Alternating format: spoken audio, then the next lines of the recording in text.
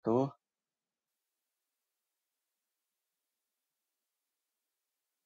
perkenalkan sebelumnya, nama saya Java Dewangga.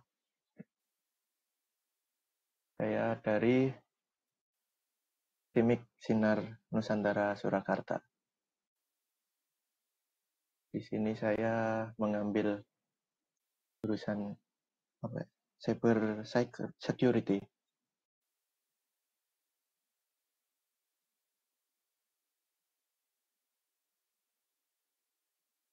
Kita langsung masuk aja ke materi. Di sini nanti saya akan sedikit mempresentasikan tentang jenis dan cara mengatasi serangan cyber. Apakah teman-teman ada yang tahu serangan cyber itu apa aja? Nanti kita di sini bisa sharing bareng aja, bukan menggurui. Oke, kita masuk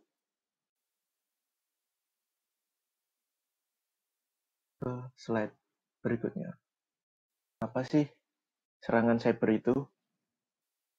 Oke, ini serangan cyber adalah setiap upaya yang dirancang untuk merusak, mencuri, atau mengganggu sistem komputer, jaringan, atau perangkat. Di mana beberapa individu atau kelompok itu mencoba untuk mengeksploitasi kelemahan dalam sistem komputer. Nah, mereka itu punya tujuan yang beragam. Tuh, motifnya ada yang untuk mencuri data, merusak sistem, atau mengganggu operasi digital.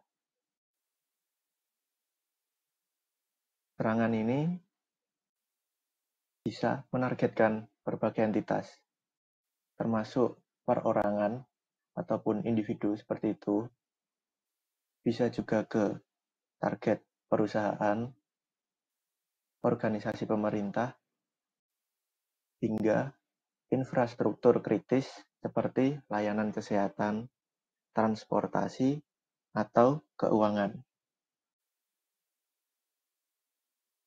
Biasanya, pada skala global, serangan cyber itu menjadi alat penting dalam kejahatan di dunia maya dan bahkan dalam konflik geopolitik.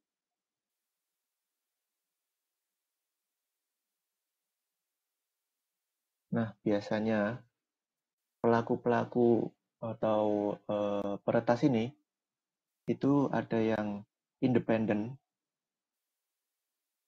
ada juga yang kelompok kriminal terorganisir.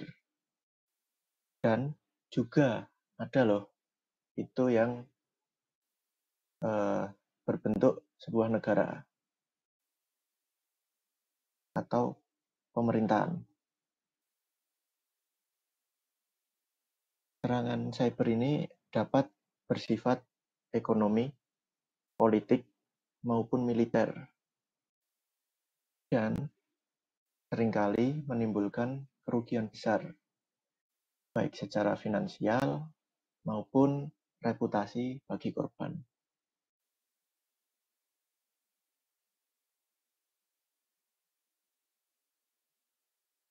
Di sektor bisnis pun, serangan cyber ini juga bisa menyebabkan kebocoran data pelanggan. Itu sebagai contoh, dulu itu pada, kalau nggak salah 2021 ya, itu ada dari Tokopedia. Itu mengalami kebocoran data yang mengakibatkan data pelanggan itu bocor dan tidak bisa diambil lagi.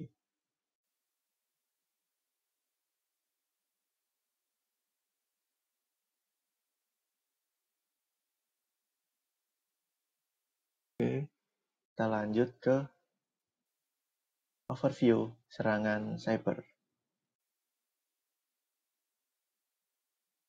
Di sini ada lumayan banyak ya ini. Ada 8. Yang pertama itu social engineering atau rekayasa sosial. Kemudian ada malware, ada denial of service atau DOS, dan distribusi denial of service atau DDoS. Ada juga man in the middle atau MITM. Ada juga phishing, SQL injection, ransomware, juga password attack. Nah, di sini saya jelaskan dikit-dikit dulu ya.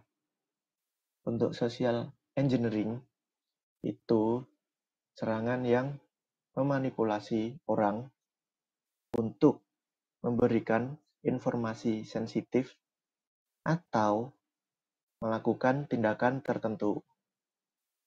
Biasanya nih, pelaku sering memanfaatkan kepercayaan, rasa takut dari target itu atau korban, atau kepanikan si korban ini untuk mendapatkan akses ke sistem atau data. Nah, kemudian untuk malware. Malware ini adalah sebuah perangkat lunak yang berbahaya yang dirancang untuk merusak, mencuri, atau mengganggu sistem komputer. Biasanya, ini malware itu bisa berbentuk virus, worm, trojan, atau spyware yang bisa masuk lewat email, unduhan, atau jaringan. Seperti itu. Kemudian yang ketiga, denial of service dan distribusi denial of service. Apa sih itu? Nah, itu adalah serangan yang bertujuan untuk membuat layanan online tidak tersedia. Dengan cara apa? Yaitu dengan cara membanjiri server atau jaringan lalu lintas dengan cara yang berlebihan atau spam. Pada DDoS, serangan dilakukan dari banyak sumber yang terdistribusi. Kalau yang DOS itu hanya dari satu sumber saja. Jadi beda ya teman-teman.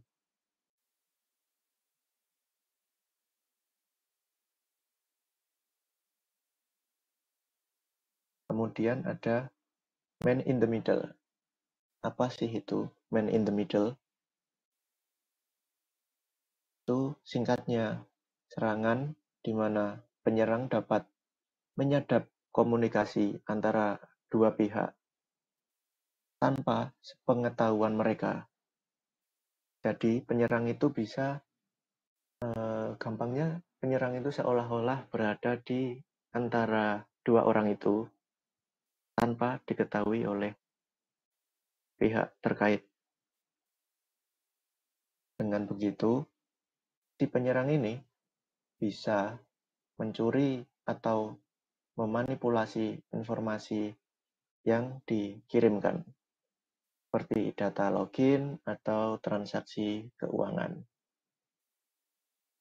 Kemudian ada phishing. Mungkin untuk teman-teman udah sering ya mendengar phishing, yaitu serangan yang mencoba menipu korban agar memberikan informasi sensitif seperti sandi, nomor kartu kredit, atau informasi penting yang lainnya. Ini juga penting bagi orang tua teman-teman, mungkin bisa diberitahu kalau ada email atau chat itu supaya nggak asal pencet. Nanti kan takutnya bisa menjadi korban seperti itu.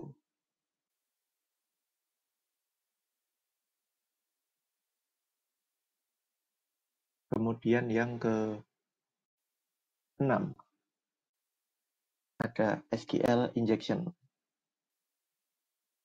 Apa itu SQL injection? SQL injection adalah teknik serangan untuk mengeksploitasi kelemahan pada aplikasi yang menggunakan SQL untuk mengakses basis data.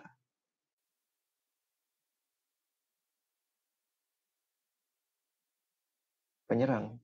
Nah, penyerang ini biasanya itu menyisipkan kode yang berbahaya ke dalam query SQL untuk mengakses, mengubah, atau menghancurkan data yang tersimpan di database tersebut. Seperti itu. Kemudian, yang ke-7, ada ransomware, yaitu jenis malware yang mengenkripsi data si korban. Kemudian, si penyerang ini meminta tebusan atau ransom untuk mendekripsikan. Biasanya, korban itu tidak bisa mengakses data mereka sampai mereka membayar sejumlah uang kepada penyerang. Jadi konsep dari si ransomware ini, beberapa penyerang itu mengunci data dari korban, kemudian meminta tebusan agar si penyerang ini bisa memberikan kunci itu kembali kepada si pemilik atau si korban. Seperti itu. Yang terakhir ini ada password attack, yaitu serangan yang bertujuan untuk menebak atau mencuri kata sandi untuk dapat mengakses secara tidak sah ke sistem.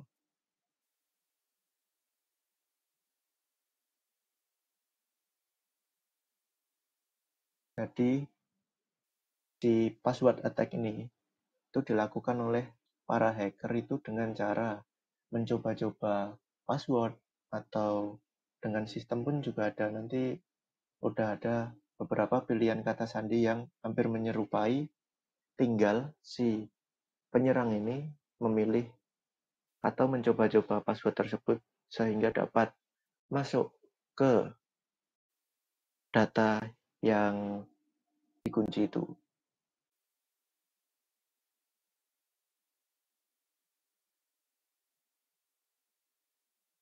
Oke, itu overview serangan cyber. Kita masuk ke satu persatu membahas lebih dalam.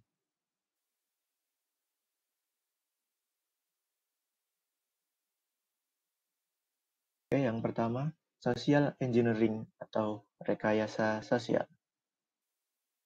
Itu adalah teknik manipulasi psikologis untuk membuat individu mengungkapkan informasi rahasia.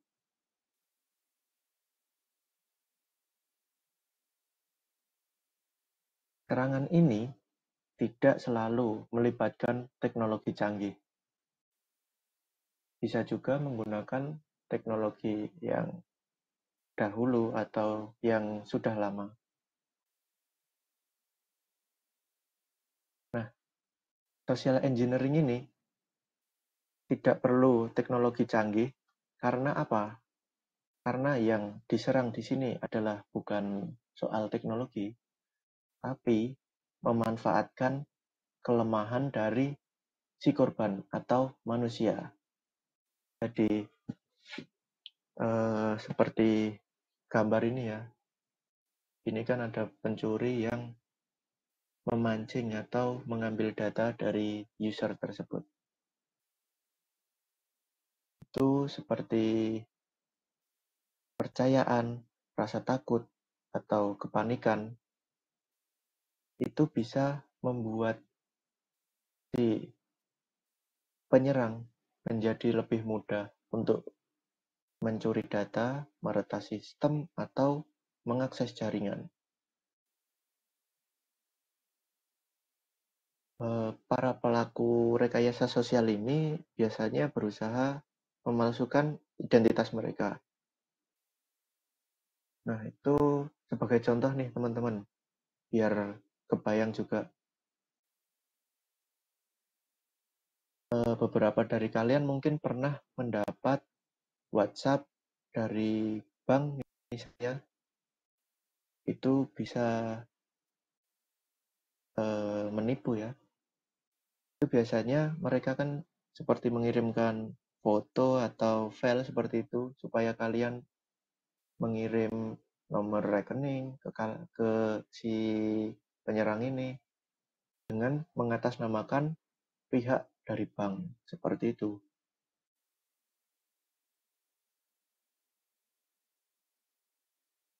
Itu kenapa kok mereka memalsukan data diri mereka? Tentu kan ada tujuannya. Apa tujuannya? Yaitu untuk mengelabui si korban agar tanpa sadar memberikan informasi yang sensitif seperti kata sandi, nomor rekening, bahkan akses fisik ke fasilitas.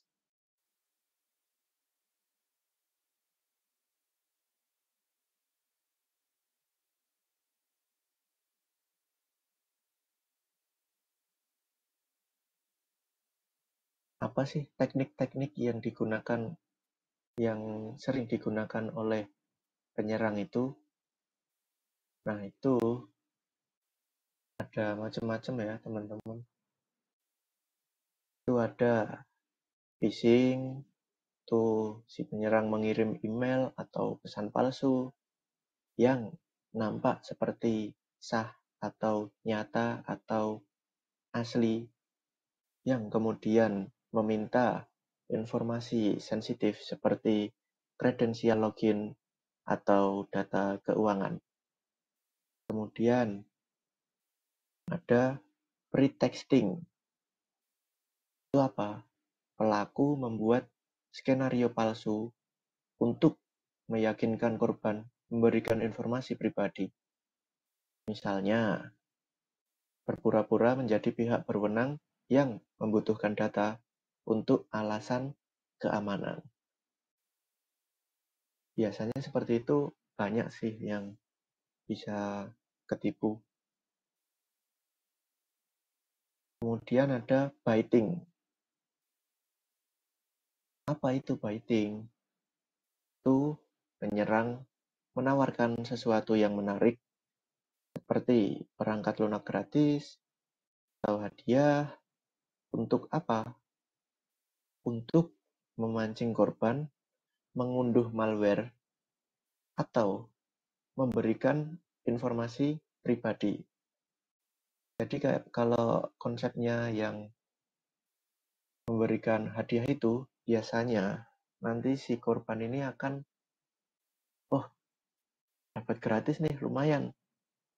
Terus mereka bisa mencet, terus masukin data pribadi, nah itu nanti akan masuk ke database si penyerang. Kemudian teknik yang keempat, ada tailgating atau piggybacking. Yaitu apa? Penyerang secara fisik mengikuti seseorang ke dalam area terbatas seperti gedung kantor tuh dengan berpura-pura sebagai pegawai atau tamu dari perusahaan lainnya. Kemudian teknik yang kelima, ada quid pro quo, yaitu dengan si penyerang menawarkan sesuatu seperti bantuan teknis atau layanan atau membantulah dengan imbalan informasi atau akses. Seperti itu.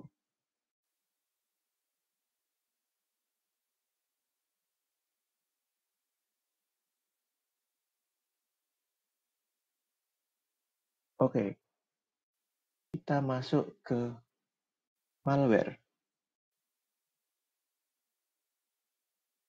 Malware ini sebenarnya adalah software berbahaya yang dirancang untuk merusak, mencuri, atau memata-matai perangkat. Malware ini adalah singkatan sebenarnya, teman-teman. Yaitu singkatan dari malicious software. Apa itu? Yaitu perangkat lunak berbahaya yang dirancang untuk merusak, mengganggu, mencuri, atau bahkan melakukan tindakan ilegal lainnya pada sistem pun perangkat. Malware ini bisa masuk ke dalam sebuah ekosistem jaringan maupun komputer maupun perangkat ya. Itu bisa melalui dari berbagai cara. Sama seperti yang awal-awal tadi, email, unduhan dari situs web, atau media yang terinfeksi virus seperti USB drive. Nah, makanya itu penting bagi teman-teman juga memasang antivirus di perangkat masing-masing atau juga bisa tuh hati-hati untuk nyolok-nyolok flash disk kalian di perangkat-perangkat umum ya terutama.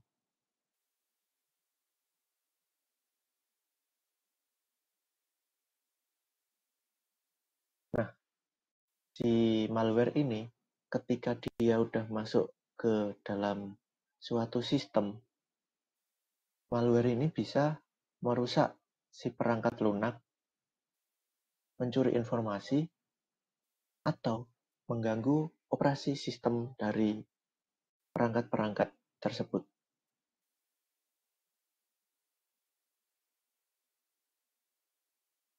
Untuk jenis-jenis malware ini ada banyak ya.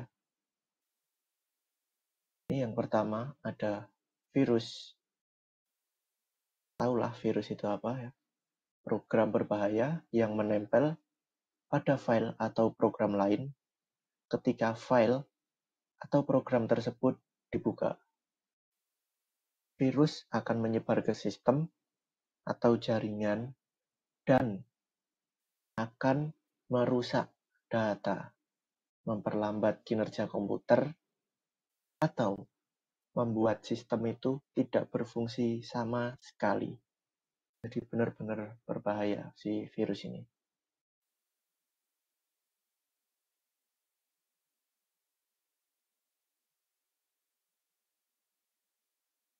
Kemudian ada worm. Worm, cacing. Nah, seperti itu. Beda nih dengan si virus tadi. Si worm ini tidak perlu menempel pada file lain. Dia itu bisa menyebar sendiri melalui apa teman-teman? Jaringan. Si worm ini bisa memperbanyak diri dengan sangat cepat dan memenuhi jaringan ataupun sistem, sehingga menyebabkan perlambatan atau kegagalan sistem. Ya, bisa dibilang jadi nge-lag ya. Berarti sesuai dengan namanya, yaitu kan cacing. Bisa memperbanyak diri dengan sangat cepat. Seperti itu. Yang berikutnya ada Trojan Horse atau Trojan. Pasti udah nggak asing lagi ya bagi teman-teman. apalagi yang dari jurusan IT. Tapi sepertinya dari IT semua sih. Apa sih itu Trojan? Yaitu program yang tampak sah. Berarti palsu, tapi tampak sah. Yang menyembunyikan kode berbahaya di dalamnya. Jadi, ketika si Trojan ini dijalankan,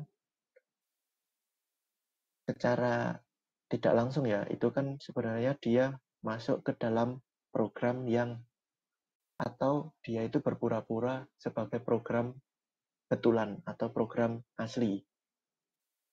Jadi ketika program ini dijalankan, kode-kode berbahaya yang ada di dalam program itu akan aktif dan si penyerang bisa mencuri data, mengendalikan sistem, atau tanpa sepengetahuan si pemilik perangkat. Jadi si Trojan ini ibarat kata nyamar lah. Seperti itu. Kemudian jenis malware yang lain. Ada spyware. Apa itu spyware? Yaitu perangkat lunak yang diam-diam memantau aktivitas pengguna, kemudian mencuri informasi seperti kata sandi, riwayat browsing, atau data keuangan dari si korban ini.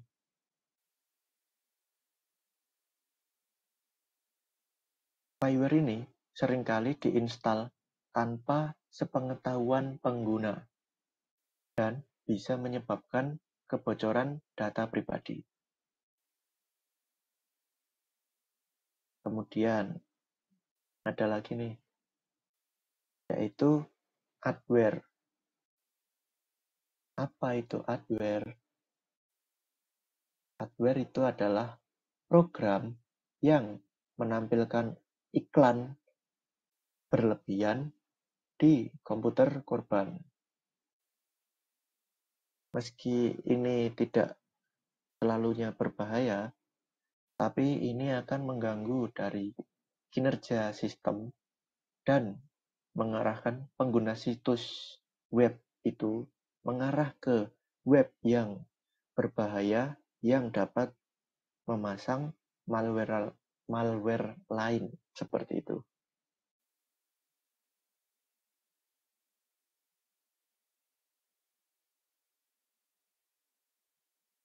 Ya, ini tampilannya masih di malware ya teman-teman. Memang ini tampilannya kita cuma kasih poinnya aja. Nanti saya yang jelasin seperti itu. Jadi nggak semua materinya saya tampilin. Gitu, mohon maaf.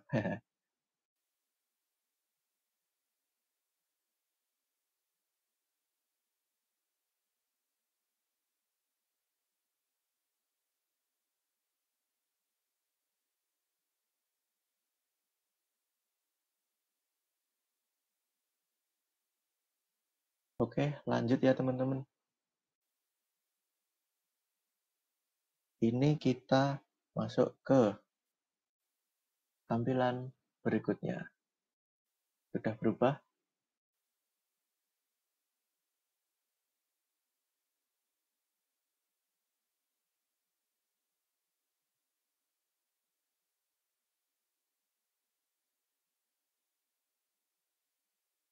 Nah, kita masuk ke denial of service dan distribusi denial of service.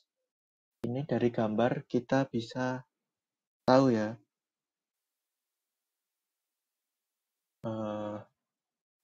perbedaan yang mencolok dari denial of service dan distribusi denial of service.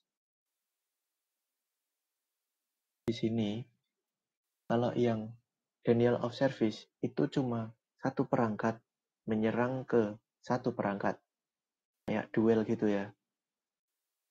Tapi kalau dari distribusi denial of service ini, mereka mainnya keroyokan. Jadi dari penyerang itu bisa meminta bantuan dari perangkat-perangkat yang udah dia, apa ya bahasanya, udah dia serang juga, atau yang udah terkena dari virus yang dia buat untuk menyerang si target. Ini bisa berlaku di seluruh dunia. Seperti itu.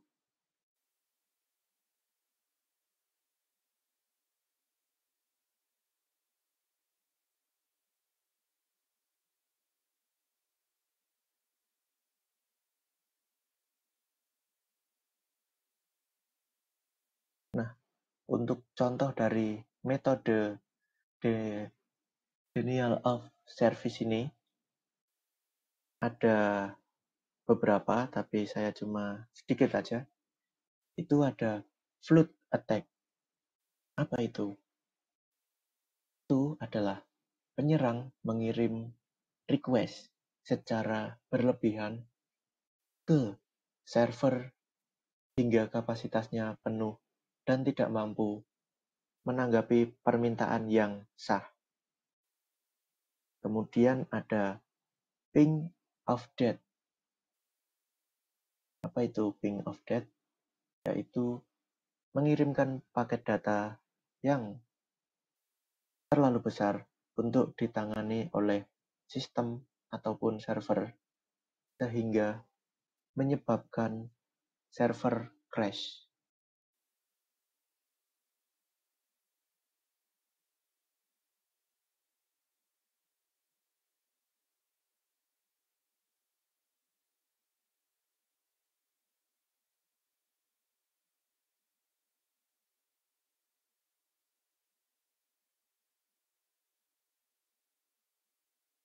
Nah, kemudian kita masuk ke si DDoS atau distribusi denial of service.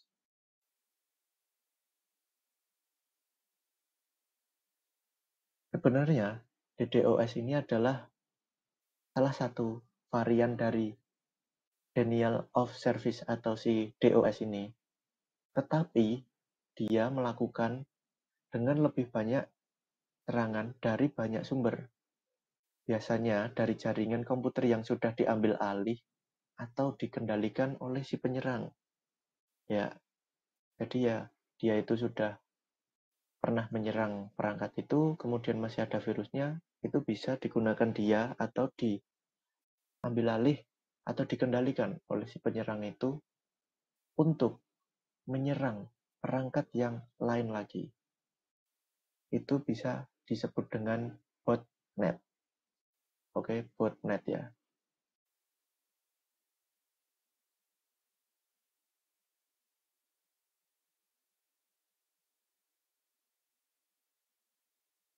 Dalam serangan DDoS ini, ribuan atau bahkan jutaan perangkat yang telah terinfeksi malware itu bisa mengirim lalu lintas berlebihan ke target secara bersamaan. Itu membuat apa efeknya? Itu akan membuat serangan ini jadi lebih sulit dihentikan dan lebih merusak suatu sistem. Nah, ciri-cirinya apa? Bisa melibatkan banyak sumber komputer yang tersebar di seluruh dunia. Juga biasanya menggunakan botnet, yaitu komputer yang pernah terinfeksi, kemudian dikendalikan dari jarak jauh oleh si penyerang. Juga serangan ini sulit dideteksi dan dihentikan. Karena apa? Yaitu tadi, dia menggunakan ribuan, bisa sampai jutaan perangkat menyerang secara bersamaan. Itu gimana cara mengatasinya.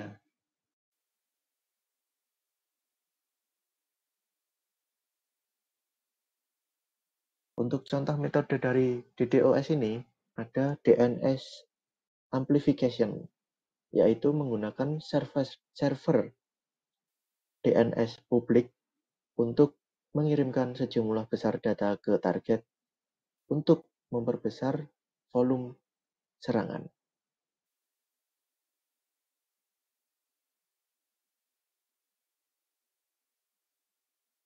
Kemudian apa sih dampaknya?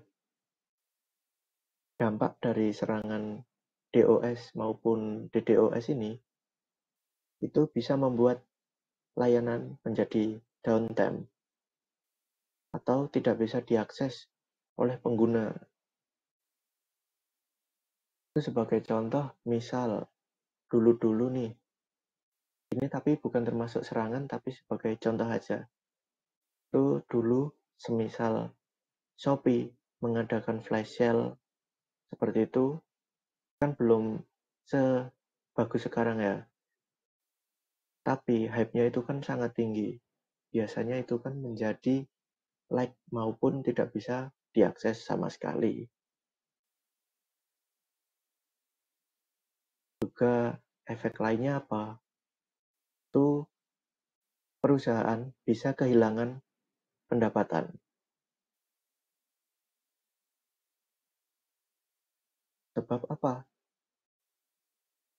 Itu tadi, sebab layanan tidak bisa diakses oleh pengguna. Jadi mereka nggak bisa dapat pemasukan.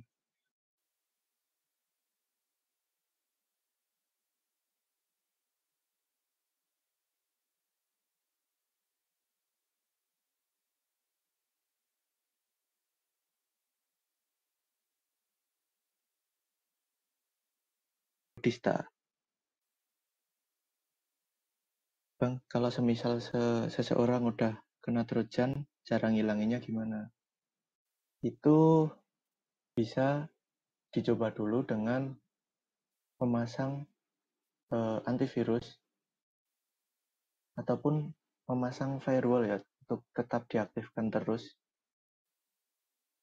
Nah, kalau dengan antivirus itu bisa kalian atau bisa dicoba dengan diaktifkan, kemudian nanti akan mendeteksi adanya virus, kemudian bisa di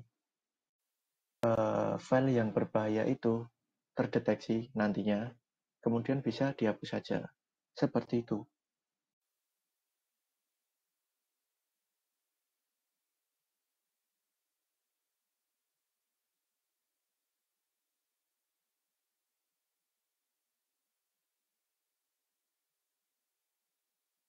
Oke, kita masuk ke next slide.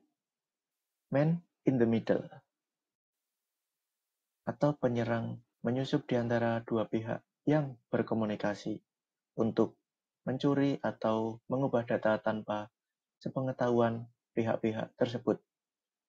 Nah, ini ada contoh di gambar, itu bisa teman-teman lihat juga ya. Ini kan ada user yang ingin mengakses web, tapi ada penyerang di tengah-tengahnya. Itu singkatnya, penyerang bisa mengambil sumber informasi yang saling disampaikan oleh si user maupun si web. Jadi penyerang ini bisa masuk di tengah-tengahnya seperti penguping. Itu gambaran umumnya.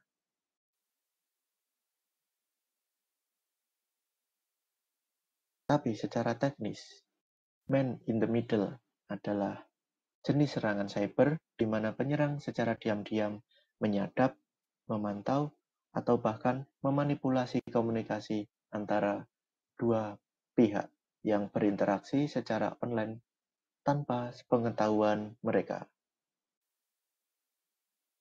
Nah, dalam serangan ini, biasanya penyerang itu bertindak seolah-olah mereka menjadi perantara di antara kedua pihak. Sehingga Si penyerang ini bisa mencuri informasi sensitif seperti kredensial login, data kartu kredit, atau bahkan memanipulasi percakapan. Cara kerjanya gimana? Nah, untuk cara kerjanya, itu si penyerang menyusup ke dalam aliran komunikasi. Oke, jadi seperti antara pengguna dan server web ini. Antara dua perangkat di dalam jaringan juga bisa, atau pengguna dengan aplikasi juga bisa.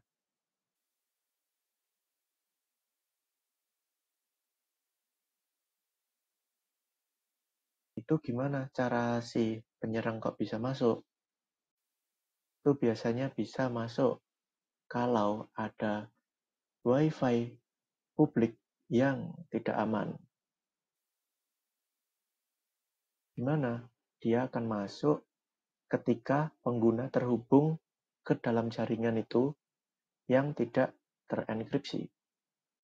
Kemudian penyerang bisa menyadap data yang dikirimkan, seperti kata sandi atau informasi sensitif lainnya.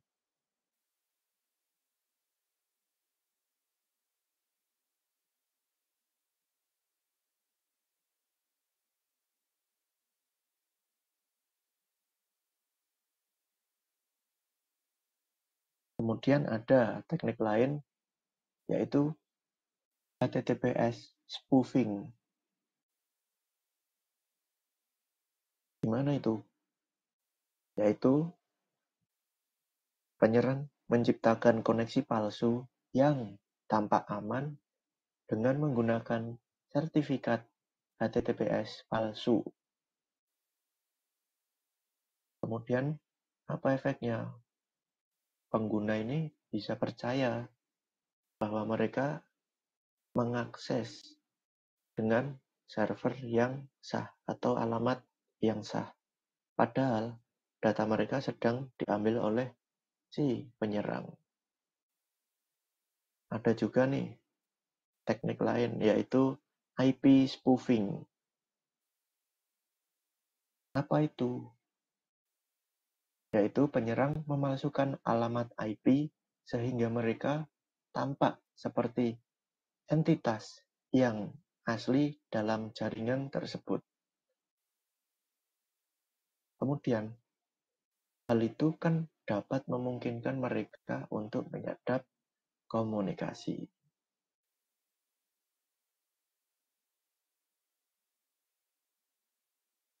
Untuk jenis-jenis serangan man in the middle ini, ada beberapa juga. Yang pertama, penyadapan atau eavesdropping. Konsepnya apa? Penyerang ini hanya bisa memantau atau melihat aktivitas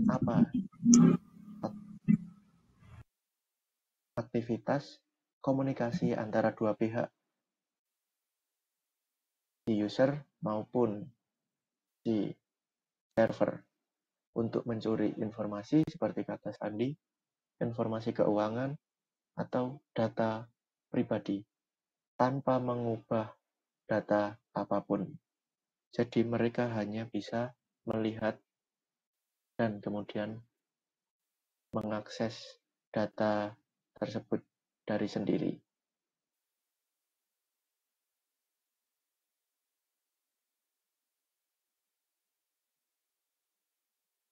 Berikutnya ada session hijacking. Ini gimana konsepnya? Nah, misal nih ada pengguna berhasil login ke suatu layanan, kemudian si penyerang ini bisa menyusup dan mengambil alih sesi komunikasi tersebut.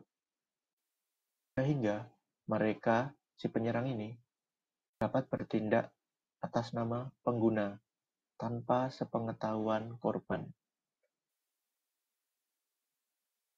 Seperti itu.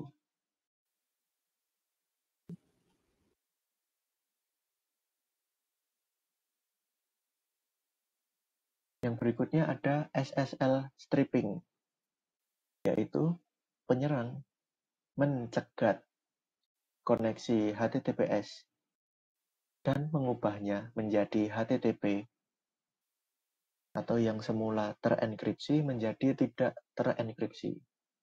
Sehingga penyerang ini bisa melihat semua data yang dikirimkan oleh pengguna.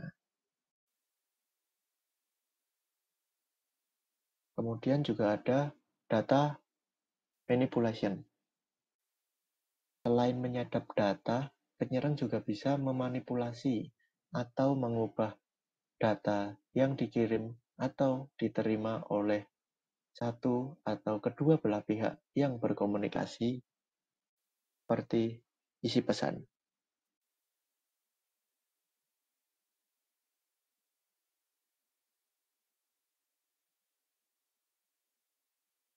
Dampaknya apa dari serangan MITM ini?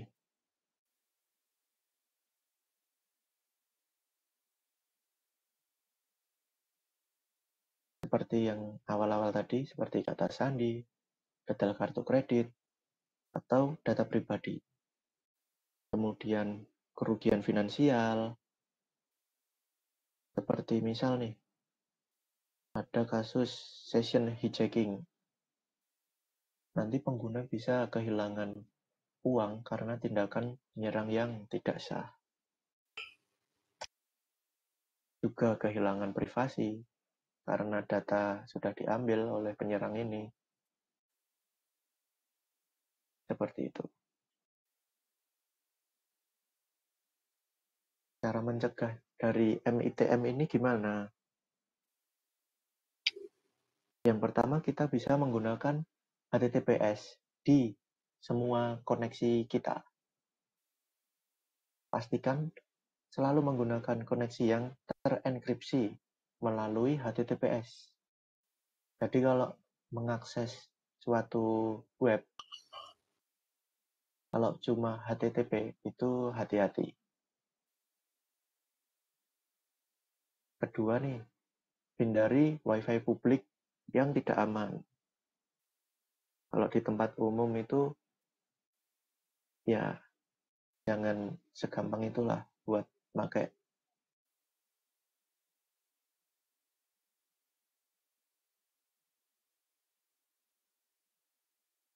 Terus ada lagi nih cara mencegahnya, yaitu dengan menggunakan VPN. Kenapa? Karena VPN ini akan membuat lapisan enkripsi pada koneksi internet kalian, sehingga dapat mengurangi resiko penyadapan oleh si penyerang.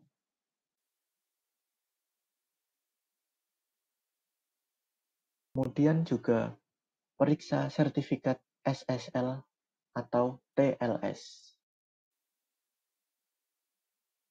Periksa apakah situs yang kalian akses itu memiliki sertifikat SSL yang valid. Itu gimana cara ngeceknya? Yaitu akan ada icon gembok di bilah alamat browser sebelum memasukkan data-data yang pribadi dari kalian. Jadi itu bisa dicek kalau mau masukin data-data yang sensitif ya, teman-teman. Terus yang terakhir ada cara mencegah MITM, yaitu menggunakan autentikasi ganda atau two-factor authentication. Fungsinya apa? Ya, ini akan menambah lapisan keamanan pada akun Anda atau akun teman-teman, sehingga lebih sulit bagi penyerang untuk mengambil alih sesi login kalian. Jadi lebih aman. Seperti itu.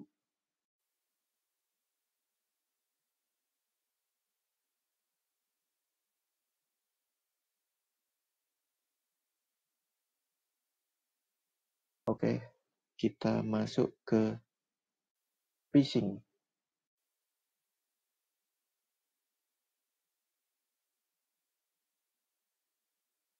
Apa itu phishing? Yaitu phishing adalah upaya untuk mendapatkan informasi sensitif seperti kata sandi atau detail kartu kredit dengan menyamar sebagai entitas terpercaya. Nah, jadi phishing ini adalah nipu.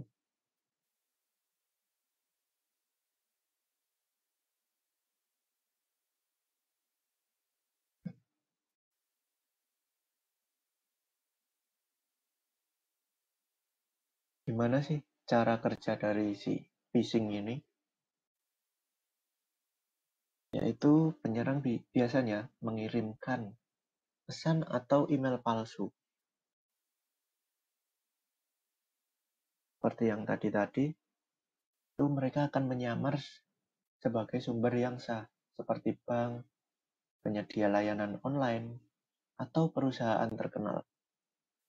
Dan mereka akan menyamar semirip mungkin. Jadi hati-hati buat teman-teman juga.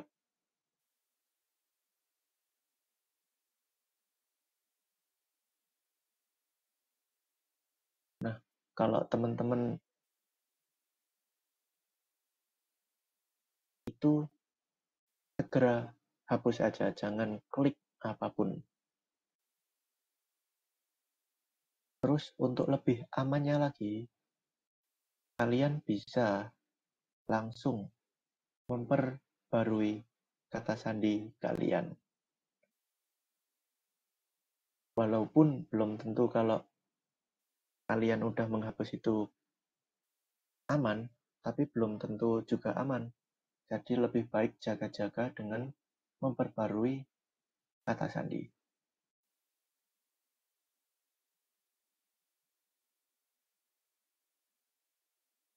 Kemudian cara kerja yang lain, itu ada situs web palsu. Nah, biasanya pesan phishing ini berisi tautan ke situs web palsu yang menyerupai situs asli.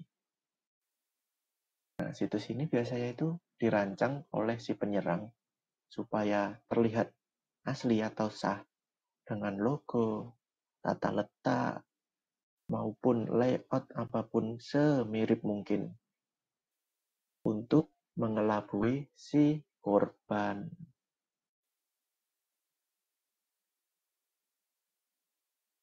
Kemudian ketika korban lengah dan masuk ke situs web tersebut, itu penyerang biasanya akan meminta informasi.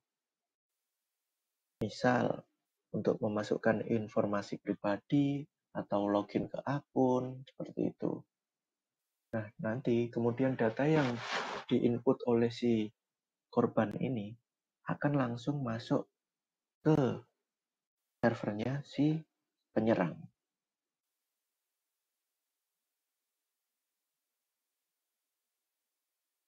Nah, kalau udah terjadi itu, si pencuri atau penyerang ini bisa menggunakannya untuk mengakses akun si korban, mencuri uang si korban,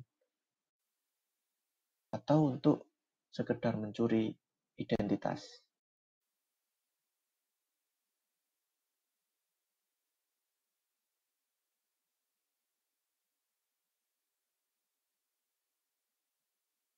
Untuk jenis-jenisnya, itu ada email phishing.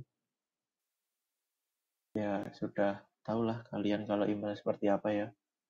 Terus ada spear phishing. Nah, kalau ini itu si penyerang akan mengidentifikasi terlebih dahulu si korban ini seperti apa, kemudian membuat sebuah pesan yang meyakinkan dan relevan. Jadi mereka seperti mengamati si korban terlebih dahulu.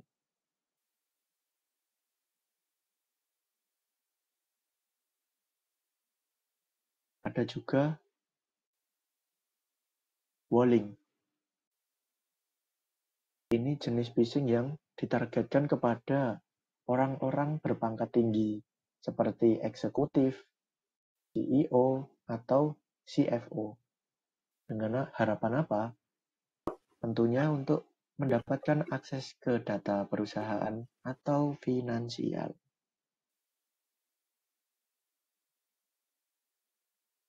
Juga ada smishing atau SMS phishing, itu sudah umum.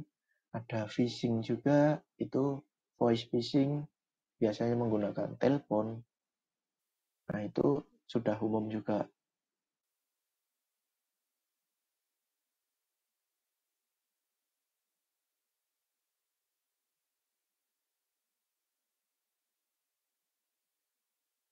Nah, cara mencegah phishing ini gimana?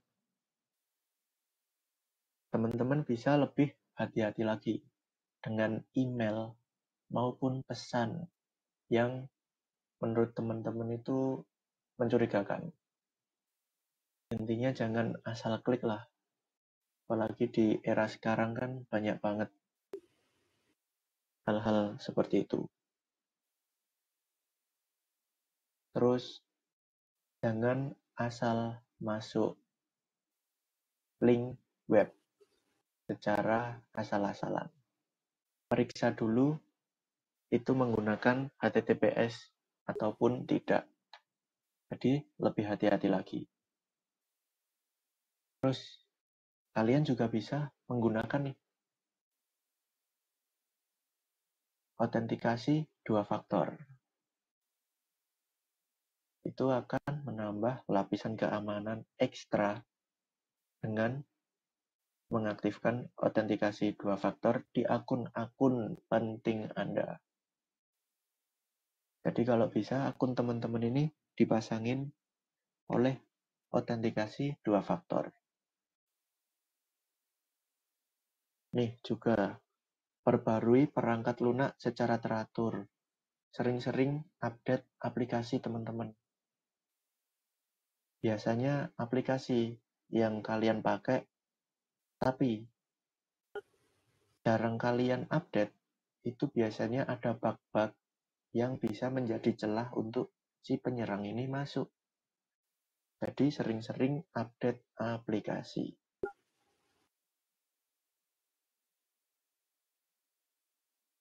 Kemudian bisa dengan menambah wawasan atau edukasi diri. Ya, karena phishing ini bukan menyerang sistem, tapi menyerang si pengguna. Jadi dengan wawasan yang lebih baik lagi, mungkin harapannya akan menjadi lebih aman. Seperti itu.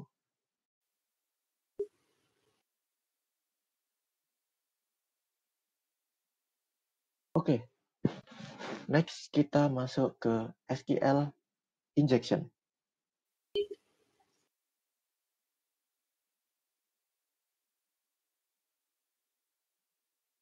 Apa itu SQL injection? Yaitu penyerang menyuntikkan kode SQL berbahaya ke dalam aplikasi web untuk mengakses atau merusak database. Cara kerjanya gimana? Serangan SQL injection ini biasanya terjadi melalui formulir input di aplikasi web, seperti kotak pencarian, login, atau kolom isian lainnya. Penyerang memanfaatkan kelompok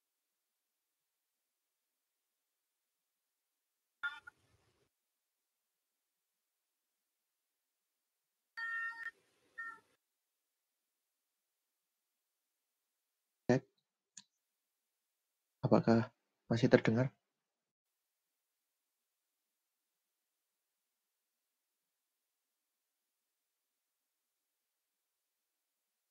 Oke, aman ya.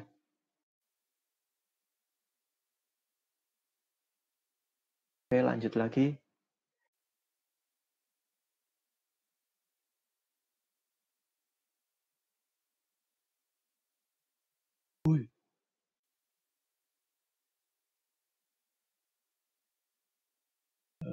Sebentar teman-teman.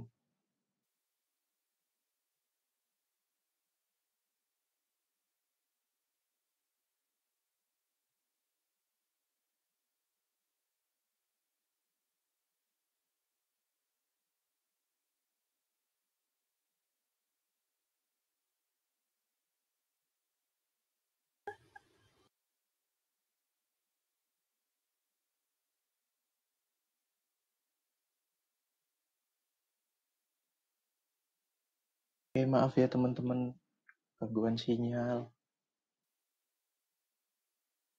Cek, masih terdengar, oke?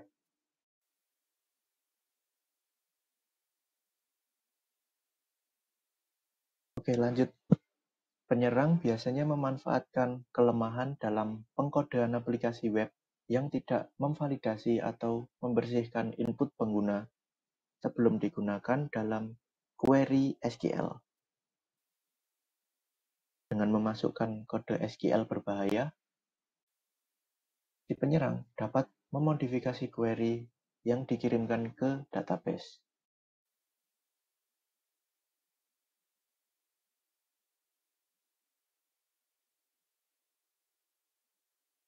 Untuk jenis-jenis SQL injection ini ada banyak ya, tapi kita bahas sedikit aja. Itu ada inbound SQL injection, itu di mana penyerang dapat mengirimkan serangan dan menerima respon dari database melalui saluran yang sama. Kemudian ada blind SQL injection. Itu dapat terjadi ketika aplikasi tidak mengembalikan pesan kesalahan yang berguna.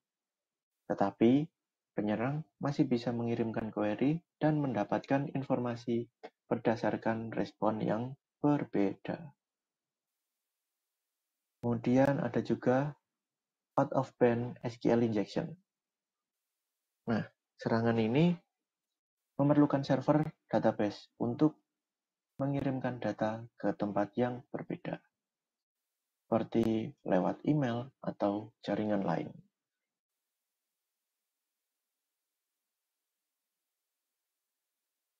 Terus untuk cara mencegahnya gimana?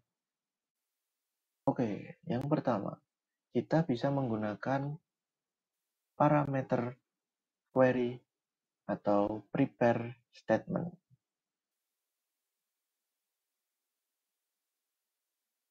Ini, kalau kita menggunakan prepare statement, bisa memastikan bahwa input pengguna diperlakukan sebagai data, bukan sebagai bagian dari query SQL. Jadi, tidak ada celah untuk si penyerang bisa memodifikasi query SQL tersebut. Kemudian bisa validasi input. Itu dengan cara selalu validasi input pengguna dan menghindari penggunaan input yang tidak difilter dalam query SQL. Hanya izinkan karakter yang diharapkan dan menghindari karakter khusus yang dapat memanipulasi query SQL. Bisa juga menggunakan ORM atau Object Relational Mapping. Ini merupakan framework ORM seperti Hibernate atau SQL Alchemy yang bisa mengurangi resiko SQL injection karena mereka mengelola query SQL dengan cara yang lebih aman. Kemudian bisa diantisipasi juga dengan pembatasan hak akses database. Jadi cuma memberikan hak akses minimum ke database.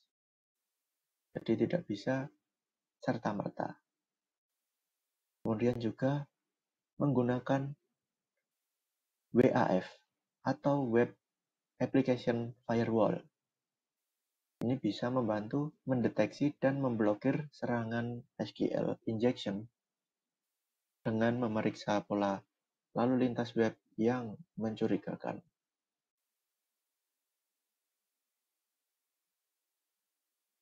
Oke, next slide. Ransomware.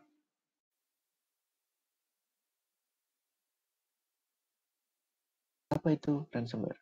Yaitu malware yang mengenkripsi data pengguna, dan meminta tebusan untuk membuka kembali akses ke data tersebut, seperti gambar yang sudah ditampilkan.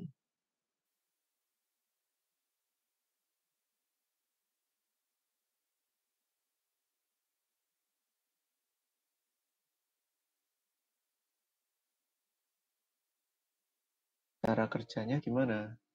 Itu nanti akan menginfeksi suatu sistem dari ataupun perangkat dari si korban. Sangat simpel.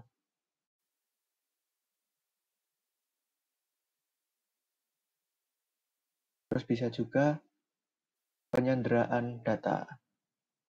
Jadi, setelah penyerang ini bisa mengakses data tersebut dan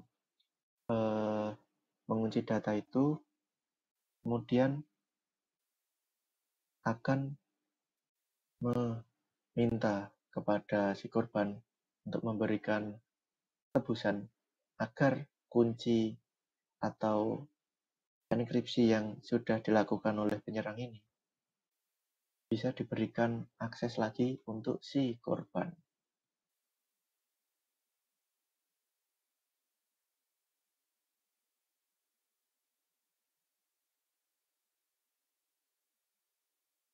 Apa aja jenis-jenis ransomware? Ada encrypting ransomware, yaitu dengan mengenkripsi file pengguna dan meminta tebusan untuk kunci dekripsi.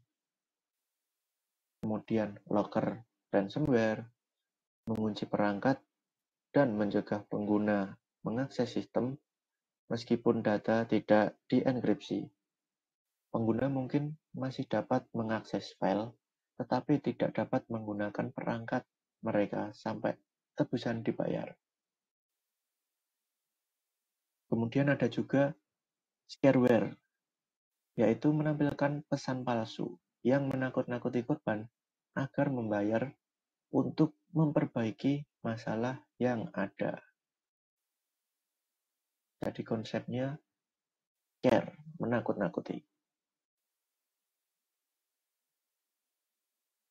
Terus, gimana cara mencegah ransomware? Satu, itu bisa lagi-lagi seringlah update aplikasi. Kemudian bisa juga kalian backup data secara teratur.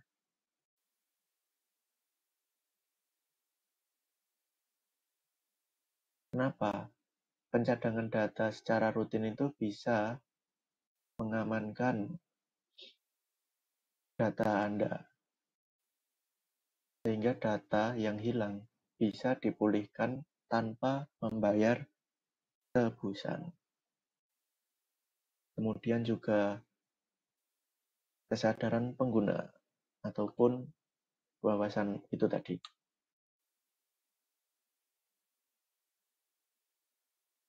Juga pengaturan keamanan jaringan. Gunakan selalu firewall, antivirus, dan juga yang lainnya.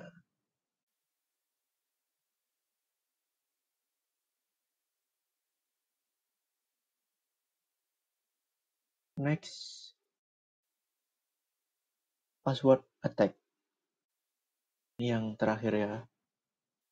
Apa itu? Yaitu serangan yang menargetkan kata sandi untuk mendapatkan akses secara tidak sah. Nah, untuk jenis-jenisnya, password attack ini ada beberapa. Yang pertama itu brute force attack, yaitu penyerang akan mencoba setiap kombinasi kata sandi yang mungkin hingga menemukan yang benar. Nah, kalau menggunakan metode ini akan memakan waktu, tergantung panjang dan pendeknya maupun kesulitan kata sandi tersebut. Kemudian ada dictionary attack, yaitu metode ini akan menggunakan daftar kata-kata umum atau frasa yang sering digunakan sebagai kata sandi. Nah, itu konsepnya si penyerang akan mencoba-coba sampai menemukan yang sesuai. Ada juga credential stuffing. Ini penyerang menggunakan kombinasi nama pengguna dan kata sandi yang telah dicuri dari pelanggaran data di situs lain untuk mencoba mengakses akun di situs lain.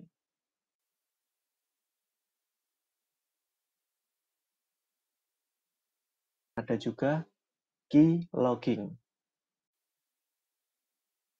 Apa itu? Penyerang menggunakan perangkat lunak atau perangkat keras untuk merekam setiap ketikan yang dilakukan oleh korban. Jadi,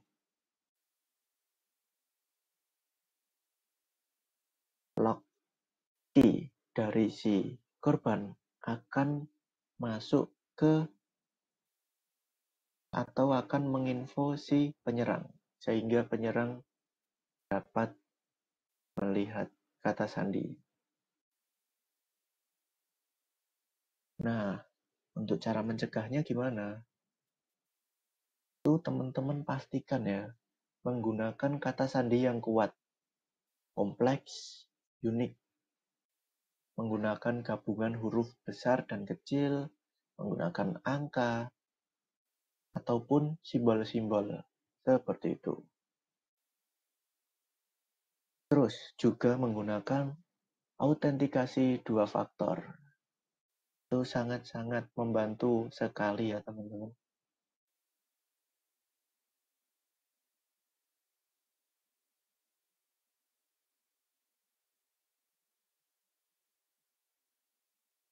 Terus jangan lupa kalau teman-teman suka lupa dengan kata sandi kalian, itu catat, tapi jangan di perangkat kalian.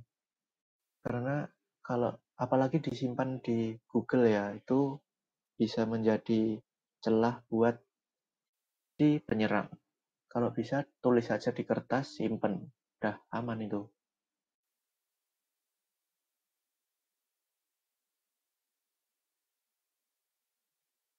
Selain itu, kalian juga bisa melakukan pemantauan aktivitas akun.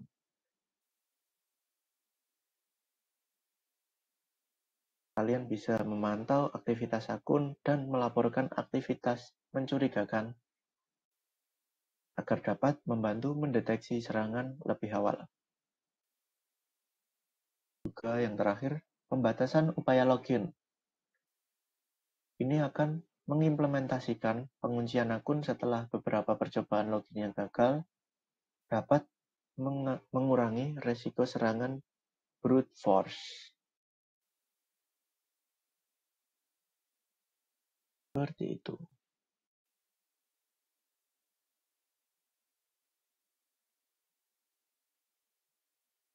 Nah, untuk jenis-jenis serangan udah selesai. Kita masuk ke cara menangkal serangan cyber.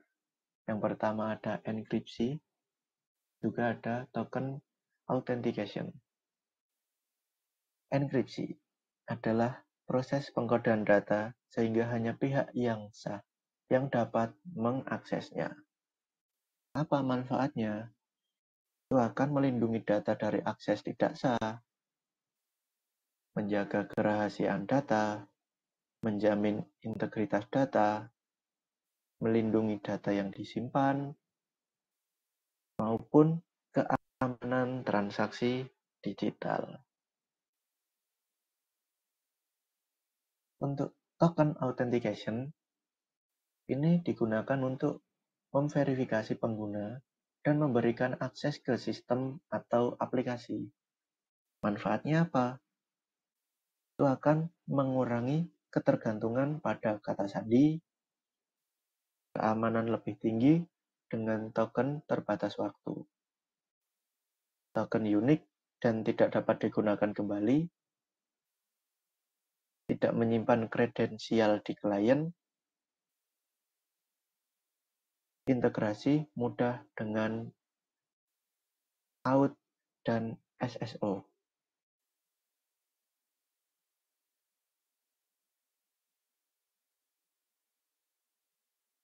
Kemudian ada firewall dan backup data. Firewall ini digunakan untuk memblokir serangan berbahaya yang dapat masuk melalui internet atau jaringan.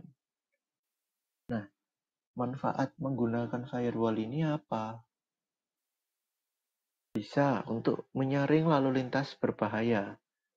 Firewall akan memblokir lalu lintas yang mencurigakan atau berbahaya dari internet menuju jaringan internal kalian.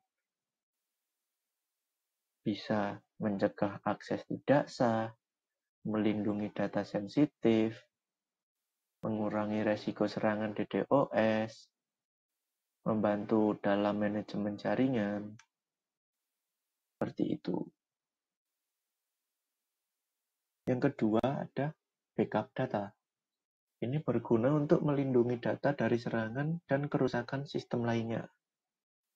Sebetulnya backup data ini bukan dibilang melindungi ya, tapi bisa ya namanya backup ya untuk membackup. Kalau di IT itu kan data yang bocor ya udah nggak bisa diambil lagi kan. Jadi solusinya backup data.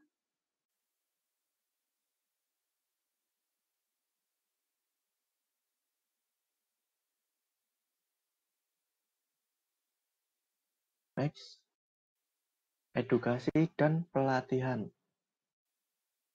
Itu akan memperkaya pengetahuan mengenai keamanan cyber dan cara melindungi jaringan sistem data.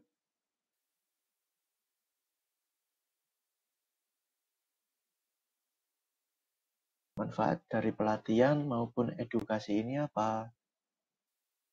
Jelas, meningkatkan kesadaran ancaman pada diri masing-masing, mencegah human error, mengurangi resiko serangan social engineering,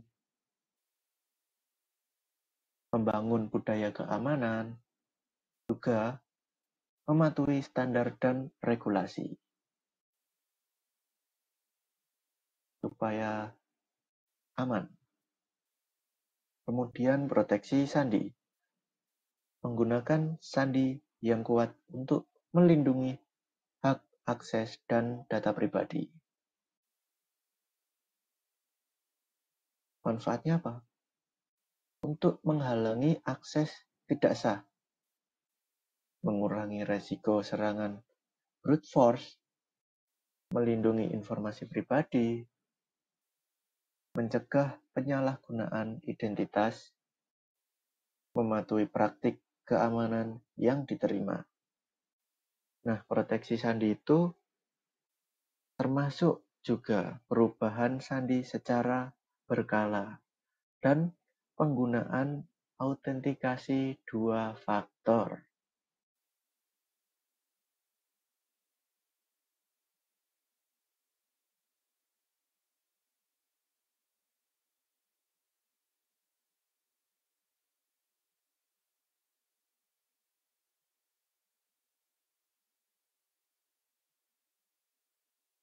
Nah, ini untuk dampaknya ketika kita terkena serangan cyber ya teman-teman.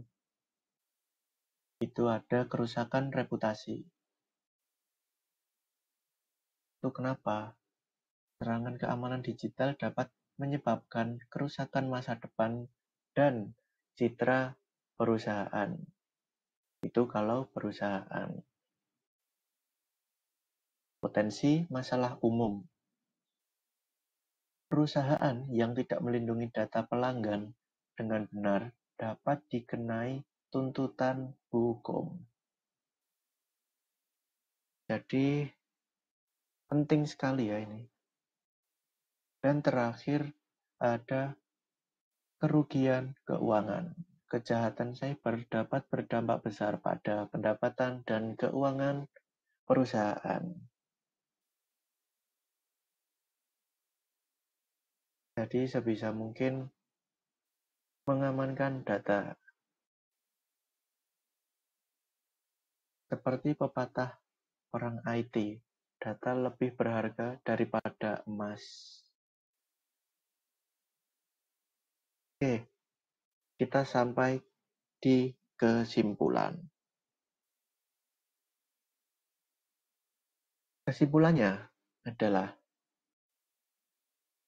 serangan cyber merupakan ancaman yang semakin berkembang dan dapat mempengaruhi semua aspek kehidupan kita, mulai dari keamanan data pribadi hingga integritas sistem keuangan dan pemerintahan. Serangan seperti malware, ransomware, phishing, dan rekayasa sosial sangat berbahaya karena mampu mengakibatkan kerugian finansial, kerusakan reputasi, dan bahkan kebangkrutan perusahaan. Serangan cyber adalah realitas yang tidak bisa dihindari. Tetapi dengan tindakan pencegahan yang tepat, kita dapat meminimalkan dampaknya. Mari kita terus meningkatkan kesadaran dan keahlian kita di bidang keamanan cyber untuk melindungi data, privasi, dan masa depan digital kita. Terima kasih. Oke, mungkin teman-teman ada yang mau ditanyakan dulu sebelum saya tutup pertemuan ini.